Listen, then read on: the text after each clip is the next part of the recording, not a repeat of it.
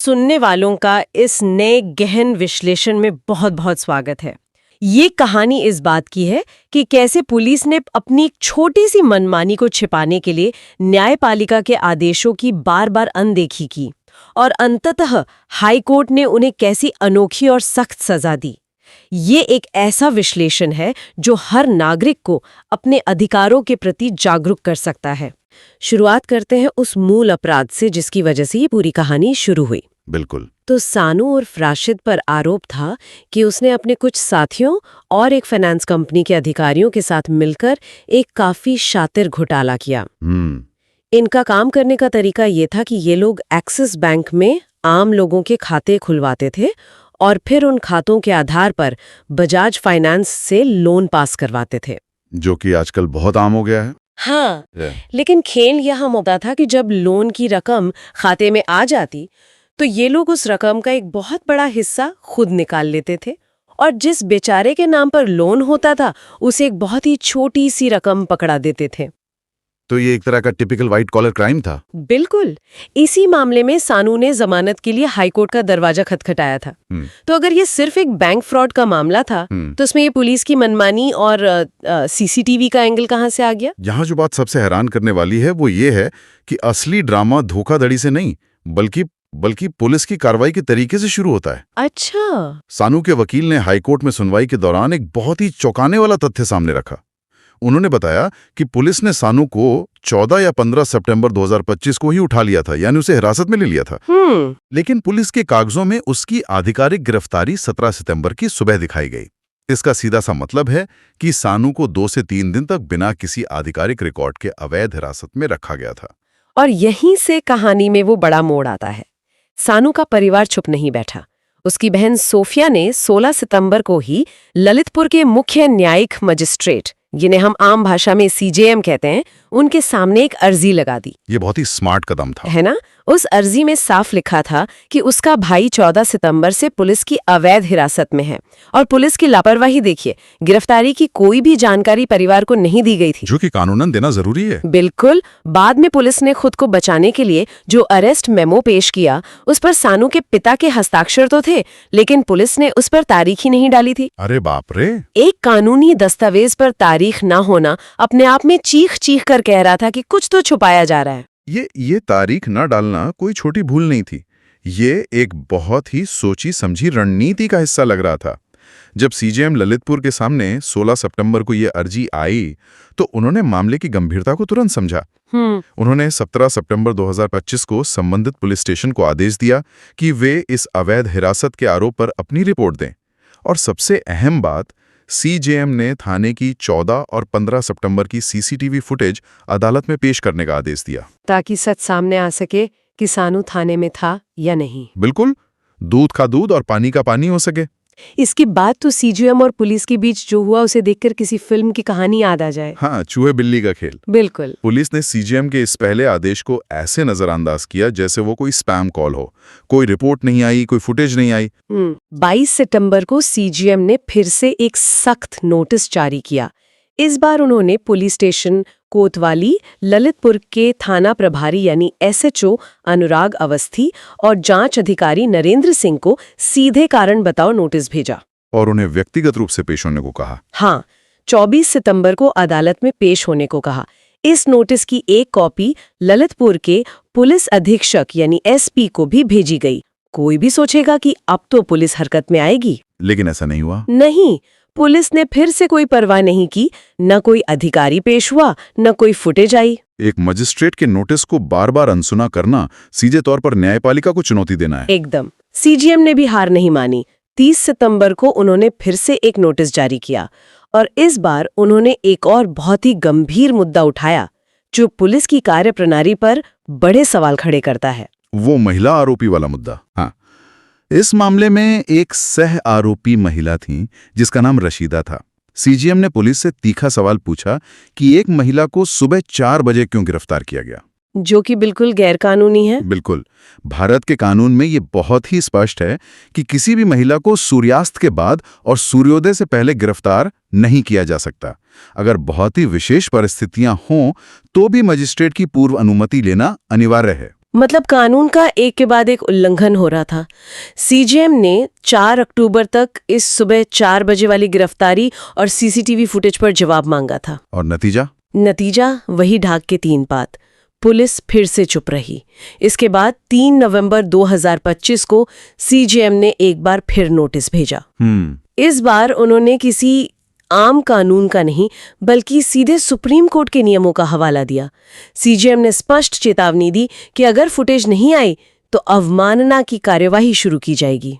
जब मामला इस हद तक पहुंच गया और अंततः हाई कोर्ट में जस्टिस अरुण कुमार सिंह देशवाल की अदालत में सुनवाई शुरू हुई, तब जाकर हाई कोर्ट ने एसएचओ और जांच अधिकारी दोनों को तलब किया। हाँ। 18 फरवरी 2026 को जब ये दोनों पुलिस अधिकारी हाई कोर्ट के सामने पेश हुए तो उन्होंने जो बहाना बनाया वो वाकई हैरान करने वाला था। क्या कहा उन्होंने? उन्होंने अदालत में कहा कि उनके थाने में जो सीसीटीवी स्टोरेज सिस्टम लगा है उसकी क्षमता सिर्फ 10 टेराबाइट यानी 10 टीबी है। अच्छा। उनका तर्क था कि इस वजह से वे केवल 2 महीने तक ही फुटेज सुरक्षित रख सकते हैं और क्योंकि मामला पुराना हो गया है इसलिए सानू की हिरासत वाले दिनों की फुटेज सिस्टम से अपने आप डिलीट हो गई है। आज के जमाने में जब हमारे साधारण से फोन में सैकड़ों जीबी डेटा आ जाता है, पूरे थाने के सिस्टम में सिर्फ 2 महीने की रिकॉर्डिंग, वही तो, और वो भी अपने आप डिलीट हो गई, ये सुनना बहुत ही अजीब लगता है। और सीजेएम के बार बार दिए गए आदेशों की अनदेखी के लिए इन अधिकारियों ने क्या कहा? हाँ, और कहा कि ये अनजाने में हुई गलती थी, जिसे कानूनी भाषा में इनएडवर्टेंस कहते हैं। इन्होंने बिना शर्त माफी मांग ली। लेकिन हाईकोर्ट ने इस बहाने को सिरे से खारिज कर दिया। अदालत ने साफ देखा कि पुराने जांच अधिकारी कमलेश कुमार को ललितपुर के एसपी ने निलंबित तो किया था, लेकिन वो किसी और विभागीय कारण से किया गया था, न कि सीजेएम के आदेशों की अवहेलना करने के कारण। अगर हम इसे बड़ी तस्वीर या व्यापक संदर्भ से जोड़ें तो यह समझना जरूरी है कि अदालतें इतनी सख्त क्यों हो रही थीं। बिल्कुल, ये सिर्फ पुलिस की एक प्रशासनिक लापरवाही का मामला नहीं है। ये भारत के संविधान के अनुच्छेद 21 और अनुच्छेद 22 का सीधा और क्रूर उल्लंघन है। अनुच्छेद 21 यानी जीवन का अधिकार? हाँ, अनुच्छेद 21 हर व्यक्ति को प्राण और दैहिक स्वतंत्रता का मौलिक अधिकार देता है। इसका सीधा सा मतलब है कि बिना कानून की उचित प्रक्रिया के किसी की स्वतंत्रता नहीं छीनी जा सकती। और अनुच्छेद 22? अनुच्छेद 22 यह गारंटी देता है कि किसी भी गिरफ्तार व्यक्ति को गिरफ्तारी के कारण बताए बिना हिरासत में नहीं रखा जाएगा। और सबसे महत्वपूर्ण बात, 24 घंटे के भीतर उसे नजदीकी मजिस्ट्रेट के सामने पेश करना अनिवार्य है, जो इस केस में नहीं हुआ। बिल्कुल नहीं हुआ। जब पुलिस किसी को बिना रिकॉर्ड की हिरासत में रखती है तो वह सीधे संविधान के मूल अधिकारों पर हमला कर रही होती है। और शायद इसीलिए हाईकोर्ट ने अपने आदेश में 1997 के ऐतिहासिक डीके बासु बनाम पश्चिम बंगाल राज्य मामले का इतनी गहराई से जिक्र किया। हाँ, वो बहुत अहम केस है। 90 के दशक में पुलिस हिरासत में होने वाली हिंसा और अवैध हिरासत एक बहुत बड़ी समस्या थी। उस वक्त सुप्रीम कोर्ट ने जो दिशा निर्देश दिए थे वे आज भी कानून की तरह काम करते हैं। जैसे कि गिरफ्तारी के समय नेम प्लेट होना? बिल्कुल, गिरफ्तारी करने वाले पुलिसकर्मी की नेम प्लेट और पदनाम स्पष्ट होना चाहिए। गिरफ्तारी के समय एक अरेस्ट मेमो बनना चाहिए, जिसे हम हिरासत में लेने की रसीद कह सकते हैं, और उस पर गवाह के हस्ताक्षर होने चाहिए। हाँ, परिवार की किसी सदस्य या मोहल्ले की किसी व्यक्ति के हस्ताक्षर होने चाहिए। इतना ही नहीं, गिरफ्तार व्यक्ति के परिवार को 12 घंटे के भीतर सूचना मिलनी चाहिए और हर 48 घंटे में उसकी मेडिकल जांच होनी चाहिए। ये डीके बासु के दिशा निर्देश केवल कागजी बातें या सुप्रीम कोर्ट की सलाह भर नहीं रह गए हैं। साल 2006, 2009 और 2010 में सीआरपीसी में संशोधन करके इन सभी नियमों को वैधानिक रूप दे दिया गया था।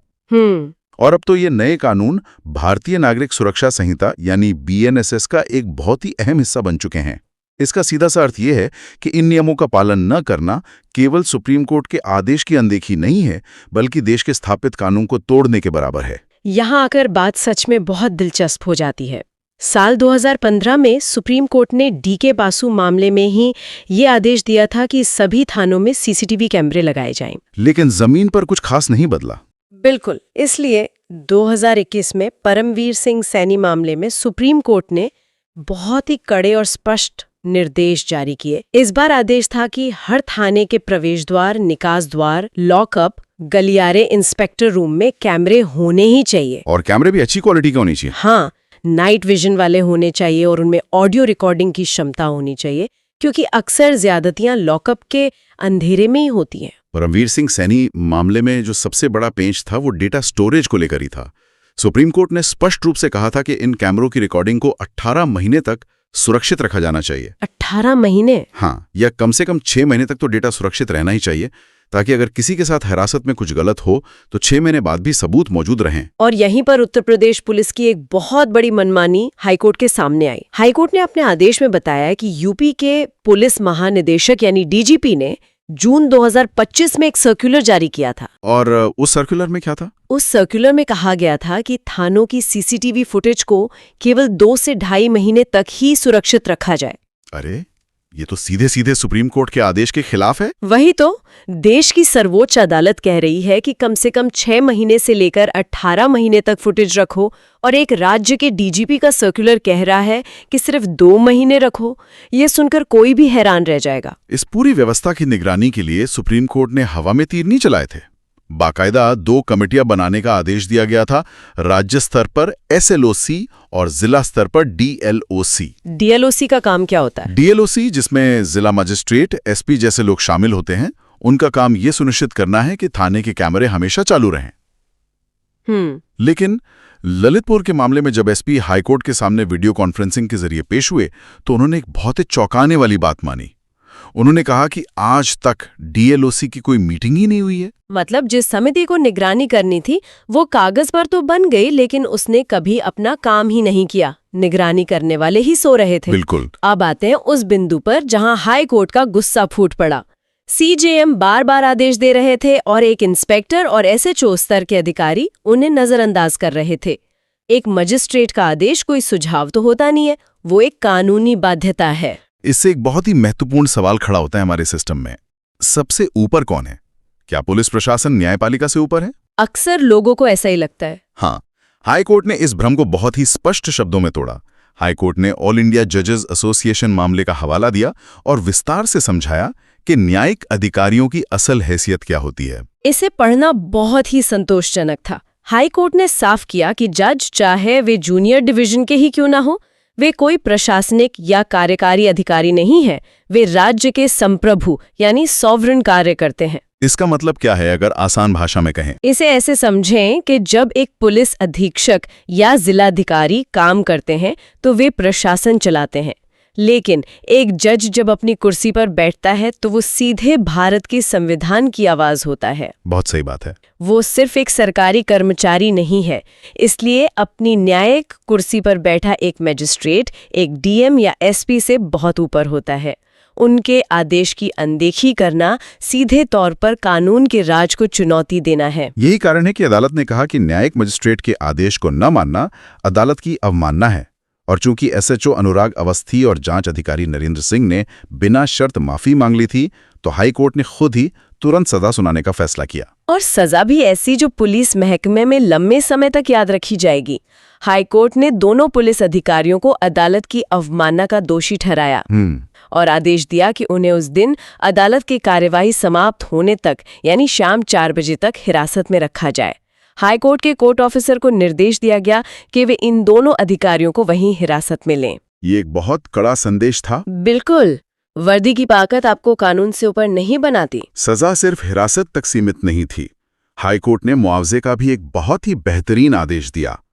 सानू को अवैध हिरासत में रखने के लिए राज्य सरकार को आदेश दिया गया कि वह उसे 1 लाख रुपए का मुआवजा दे। 1 लाख रुपए? हाँ, और अदालत ने राज्य सरकार को ये छूट दी कि वह इस 1 लाख रुपए की वसूली सीधे उन दोषी पुलिस अधिकारियों के वेतन से कर सकती है। ये बहुत जरूरी था। जब बात अपनी खुद की जेब और अपनी सैलरी से पैसे कटने की आती है, तब जाकर सिस्टम में बैठे लोगों को अपनी जिम्मेदारी का असली एहसास होता है। बिल्कुल सही। और जहां तक सानू की जमानत का सवाल है, हाईकोर्ट ने उसे जमानत दे दी। इसका एक बड़ा कारण यह था कि सानू के वकील ने अदालत में यह वादा किया कि सानू रिहा होने के 15 दिनों के भीतर बजाज फाइनेंस को 15 लाख रुपए लौटा देगा। तो जमानत मिल गई। सानू को जमानत मिलना इस मामले का सिर्फ एक पहलू है, लेकिन इस पूरे आदेश में जो सबसे अहम बात उभर कर आई है वो है पूरे सिस्टम में बदलाव लाने वाले वो निर्देश जो हाईकोर्ट ने दिए हैं। तो आखिर इस सब का मतलब क्या है? सुनने वाले जो इस गहरे विश्लेषण को सुन रहे हैं वे सोच रहे होंगे कि इसमें हमारे लिए क्या है। कोई भी आम नागरिक इस जानकारी का इस्तेमाल कैसे कर सकता है? इस आदेश के 2 सबसे बड़े निष्कर्ष हैं। पहला निष्कर्ष यह है कि हाईकोर्ट ने यह महसूस किया कि पुलिस कह देती है कि कैमरा खराब है और बात खत्म हो जाती है। इसे रोकने के लिए हाईकोर्ट ने सभी सीजेएम और मजिस्ट्रेटों को एक विशेष शक्ति दी है। वो क्या है? अब कोई भी मजिस्ट्रेट अदालती समय के बाद पुलिस थानों का औचक निरीक्षण यानी सरप्राइज चेक कर सकता है। उन्हें सिर्फ अपने जिला जज को पहले से सूचित करना होगा। सोचिए, रात के 2 बजे एक मजिस्ट्रेट अचानक थाने पहुंच जाए सिर्फ ये देखने के कैमरे चल रहे हैं या नहीं। ये सच में बहुत बड़ा बदलाव है। अब पुलिस ये बहाना नहीं बना सकती कि कैमरा कल ही खराब हुआ था। और दूसरा सबसे बड़ा निष्कर्ष क्या है? दूसरा निष्कर्ष मानवाधिकार अदालतों को लेकर है। 2005 के एक नोटिफिकेशन के अनुसार हर जिले के सबसे वरिष्ठ अपर जिला न्यायाधीश यानी सीनियर मोस्ट एडीजे की अदालत ही मानवाधिकार अदालत है। अगर किसी के साथ पुलिस हिरासत में हिंसा होती है तो वो सीधे यहाँ शिकायत कर सकता है। इसका सीधा सा मतलब ये है कि अगर किसी को भी लगता है कि उसे अवैध हिरासत में रखा गया है या पुलिस स्टेशन में हिंसा हुई है तो उसे पुलिस के चक्कर काटने की जरूरत नहीं है। बिल्कुल नहीं। वो व्यक्ति सीधे जिले की इस मानवाधिकार अदालत में शिकायत कर सकता है और ये अदालत तुरंत पुलिस स्टेशन से सीसीटीवी फुटेज जब्त करवा सकती है। ये एक बहुत ही शक्तिशाली हथियार है जो न्यायपालिका ने आम नागरिकों के हाथों में दिया है। जब न्यायपालिका इतनी सख्ती से पेश आती है तभी पुलिस व्यवस्था में असली पारदर्शिता सुनिश्चित की जा सकती है। आज की इस चर्चा को समेटते हुए हम ये कह सकते हैं कि एक साधारण सी धोखाधड़ी की जमानत याचिका ने ये साबित कर दिया कि संविधान के मौलिक अधिकार केवल किताबों में सजाने के लिए नहीं है। एकदम सही। जब कोई इन अधिकारों को तोड़ने की कोशिश करता है तो अदालतें उसे लागू करवाने के लिए कितनी सख्त हो सकती हैं, ये हमने इलाहाबाद हाईकोर्ट के इस आदेश में देखा। लेकिन इस विश्लेषण को खत्म करने से पहले मैं सुनने वालों के लिए सोचने के लिए गहरा सवाल छोड़ना चाहती हूँ। आज हमने देखा कि पारदर्शिता लाने के लिए तकनीक का यानी सीसीटीवी कैमरास का इस्तेमाल किया जा रहा है। बिल्कुल। लेकिन अगर इस तकनीक का डिलीट बटन उन्हीं लोगों के हाथ में हो जिन पर नजर रखने के लिए इसे लगाया गया है, जैसे इस मामले में पुलिस ने कह दिया कि फुटेज डिलीट हो गई, तो क्या सिर्फ कैमरे लगा देना काफी है? सोचने वाली बात है। या फिर हमें नागरिक अधिकारों की रक्षा के लिए एक पूरी तरह से स्वतंत्र निगरानी तंत्र की जरूरत है जिसका रिमोट कंट्रोल पुलिस के पास न हो? इस सवाल पर जरूर विचार कीजिएगा। इसी विचार के साथ हमारा आज का ये गहन विश्लेषण यहीं समाप्त होता है। हमारे साथ जुड़ने के लिए बहुत बहुत धन्यवाद।